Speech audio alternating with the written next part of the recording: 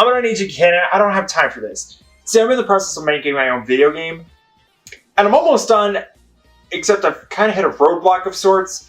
See, I've got everything I need done for the game, except for a main character. I'm just completely out of ideas. I have no idea what to do, and I'm running out of time. This game needs to come out soon.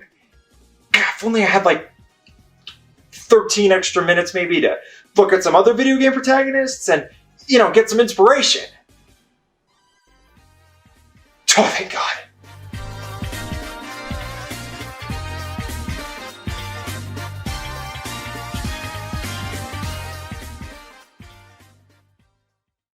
Don't you just love playing video games? No. But you know, there's one very important thing that a video game needs for you to play it, and that is characters. You can't have a video game without characters, and without a main character, you don't even have a way to play games. You need an actual main thing to experience the game world through. Without a main character, you don't even have a video game. Please let me have this. Characters are an interesting topic when it comes to video games because the story of a game and the characters that make up that story can vary in importance depending on what kind of game you have. If you got a gameplay-focused game, the story can take a backseat to ensure the game is fun to play. But if you got a story-based game, well then you better make sure you got some damn compelling characters to be a part of that story. But regardless of what kind of game you have, you need a protagonist to ensure that you can actually, you know, make it through the game. Like, could you imagine trying to play the original Super Mario Bros. Without Mario? Now what? So let's take a look at some of gaming's most iconic main characters and see if they're perfect protagonist material, or make me want to proudly project profanities at them. And you know what? While we're still on the topic, let's start with Mario. You piece of shit! Super Mario is not a very good protagonist, and I don't think anyone's gonna try and fight me on that. And to be completely fair, he's not really supposed to be. He's just supposed to be a way to experience whatever game he's thrown in. He doesn't really need a personality because Mario games don't really have a story to begin with, so Mario isn't given anything to react to. The most emotion he gives is slight determination, Yahoo, or death. And even the Mario RPGs that do have more involved stories still don't give Mario any expression and just rely on side characters for any personality. It's just really weird because despite Mario being one of the most iconic fictional characters of all time, we still don't know a single thing about him. He's got no motivations, no character, no funny little quirks. What's the reason for him doing anything? I legitimately don't know. There's no telling with him. Mario is just so boring. Like, if he's at a restaurant and give it the choice between soda and iced tea, he's choosing water because that's how boring he is. At least Luigi's got being a bitch going for him. He's actually got some quirkiness, some personality to him, and I actually enjoy watching him do things. I mean, he's still not fantastic, like being a coward is his only personality trait, but at least he's got some actual character compared to boring McBlandstash over here. And you know what? Now that I think of it, most of the protagonists of Nintendo's other big franchises also fit into this same blank, one-note, kind of boring stereotype. Link is an emotionless husk and has never spoken a word in any Zelda game ever and just serves as a vessel for the player to explore the world, which is why his name is Link. As in, a link between the game and the player. Samus is the same, just an action-ready, fearless warrior ready to kick the ass out of whatever gets in her way. Kirby is just a pink blob that only knows how to be happy and hungry and nothing past that. The Pokemon trainers for every single generation have always been dead silent and have been completely void of emotions. They're always just smiling through everything and it's really off-putting. But it's not like I don't like any of these franchises. No, I've had loads of fun with at least one entry in every single one of them. It's just that none of these characters are all that compelling. So, let's find a character who is compelling. You know, someone with personality, someone who's expressive, someone with attitude, someone who's fast and blue. You gotta be f***ing kidding me. Sonic the Hedgehog is a character whose personality fluctuates as constantly as the quality of his games. One second he's an impatient man on a mission, the next he's running from the police and destroying government property because he's reckless and rebellious and doesn't give a shit. And then he's actually being a very good person and friendly and thoughtful. And then he dips all the way down to being boring and obnoxious and having the single personality trait of terrible one-liners. Yeah.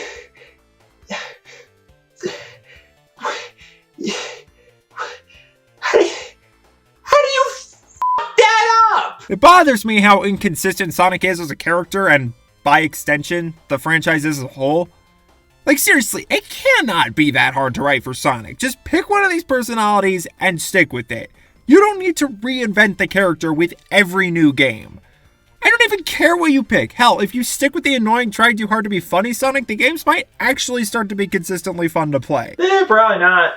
I mean, this is the second we're talking about, so we all know the next Sonic games can be completely different and worse than the last one. You know what? Talking about Sonic has put me in a bad mood. Let's just round out the boring and lame protagonists. Mega Man, he's not interesting at all. He's got an incorruptible sense of justice and just wants to save the world and has no emotions at all. He's just wholeheartedly good. It just kind of leaves him feeling robotic. Oh. Cuphead! He's shown to be a greedy son of a bitch, and that's pretty much all he's got going for him. Shovel Knight! He's courageous, and that's it. He's got a shovel. What do you want me to say? Ori! He suffers from trauma at the beginning of the game, and then displays a general lack of personality for the rest of it. I'm starting to see a pattern here. First-person games don't really have super in-depth protagonists either. I mean, the goal of these games is to try and put you directly into the game world, so the protagonists are either super generic or completely silent. I mean, the only Call of Duty I've played is a little bit of multiplayer on one of the Xbox 360 games. Wow, that was super specific. And 15 minutes of the campaign on Black Ops on Wii. And from those 15 minutes, I was able to determine exactly who this generic shoot man I was forced to play as was. A generic shoot man. Yeah, I don't know. I'm going to end the Call of Duty discussion there. I feel like it's out of my jurisdiction for things I'm allowed to talk about. But that's something like Doom 2016. I mean, the only thing I can tell you about that Doom guy is that he's angry. Which is fair because Doom is... But I mean, there's no personality there, which again, is because the goal of a first-person game is to make you feel like you are in the game.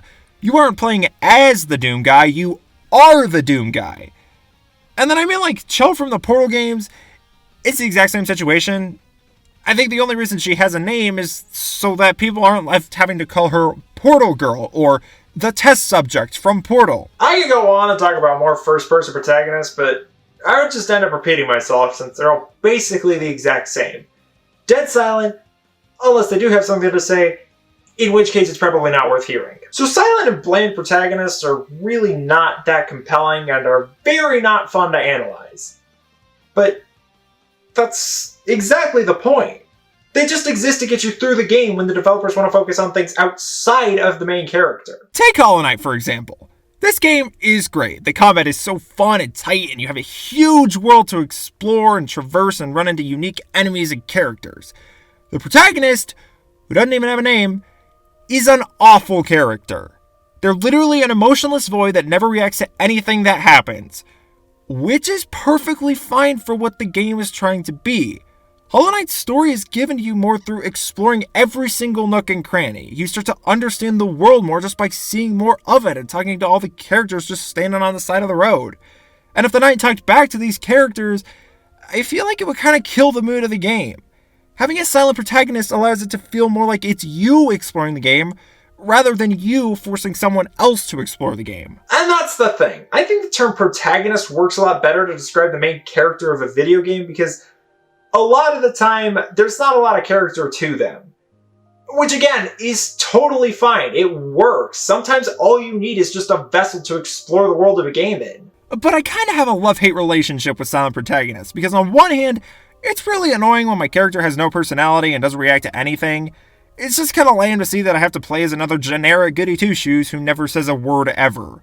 Because then it's hard to understand the motivations, too. And motivations are an important part of a character. Motivations give me something to connect to a character with. If I can understand a character's motivations, then I understand why they do all the things that they do. I become invested in the story, and I actually want to see if the character can achieve their goals. On the other hand, I understand that sometimes that's not what the developers want. I would rather focus on the world of the game itself, rather than the focus be on the main character.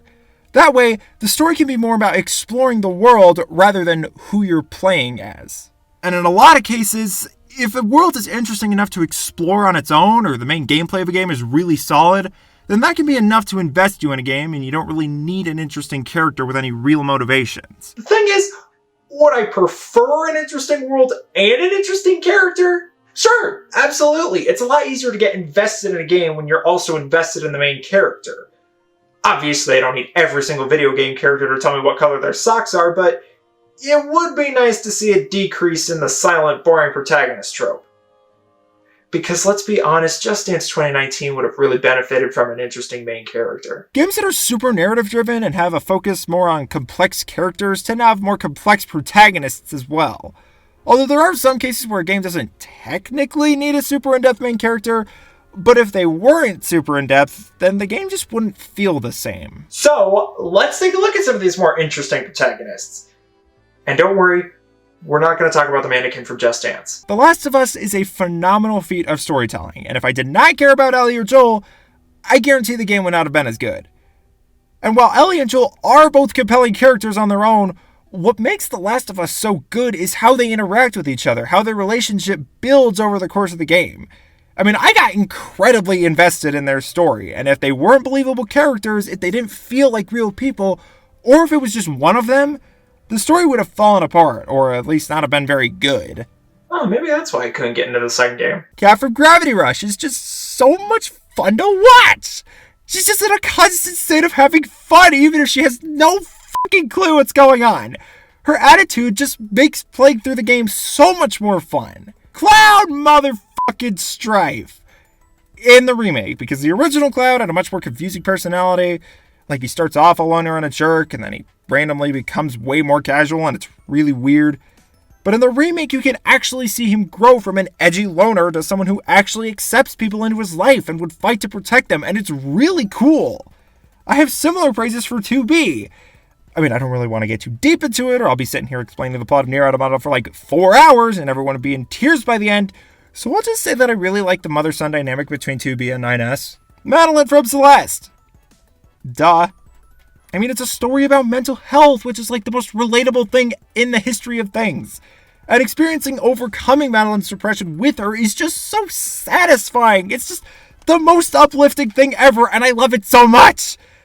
I don't know, I could probably talk about Celeste for at least 30 minutes or something. Man, why does that sound like such a good idea? So, video game protagonists. What a weird concept. If there's one thing I've learned from taking a look at all these characters, it's that they all only really fit into one of two molds. Dry and bland, or interesting and unique. Of course, this doesn't apply to every single video game protagonist. There will always be a couple exceptions. I can't think of anything right now, but I'm sure there are some. But as for these two main categories, I think they both still have a reason to exist. They both serve as two completely different types of games. When you play a game with a boring protagonist, 9 times out of 10, the gameplay is a blast. Like, nobody remembers Mario for being Mario. They remember him for all the whimsical and wacky adventures he goes on. When I show you a picture of Mario, the first thing you think of isn't how good of a character he is. You think of riding on Yoshi, water jetpacks, and tropical islands, taking a trip through outer space, or possessing frogs with a ghost hat. The silent protagonist exists to bring the focus to the gameplay and the world of the game. It usually means the story's going to take a back seat. Not always, but usually. But when you play a game with a super compelling protagonist, then you're probably in for an emotional roller coaster. Your main character feels real and relatable, and you can connect with them, which in turn connects you to the story. I really wanted to see the end of Madeline's journey because I cared about her as a character. And Celeste is really fun. And that's another thing. Games with complex protagonists usually are still fun to play, and the gameplay can still be a pretty big focus of the game. Granted, that's not always the case. Like when I think Last of Us, I don't think of the gameplay, I think of Ellie and Joel's story. But even if games can have super in-depth characters and gameplay, there is still a place for the less interesting protagonists. Because sometimes we just need simpler games. Not every game needs to have 1,000 layers or be super complex. That's what makes a lot of Nintendo's games so easy to pick up. You don't need a lot of context to have a good time with them. So, now I am armed with the information on how to make a video game protagonist, which I can now use in my own game. So let's just dump all this information into this character creator I found on the internet and see what we get. Son of a bitch!